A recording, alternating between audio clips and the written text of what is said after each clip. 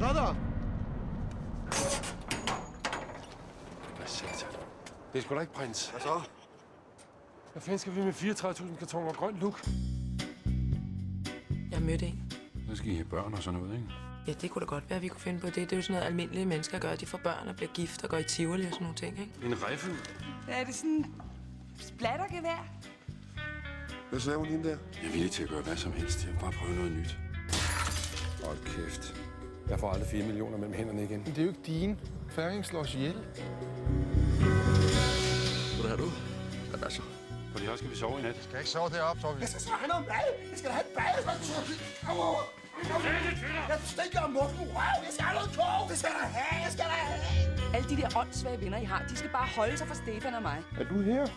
Specielt nu, hvor den lille er på vej. Hvem er det der på vej? Det er Torgild. Ja.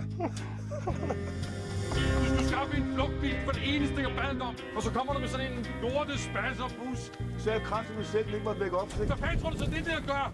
Må man overhovedet det der, når man er gravid? Så hvad knipper man ikke bare ungen lige i nu? Hvor er penge, Torgild? Jeg har købt lortet. 1,7.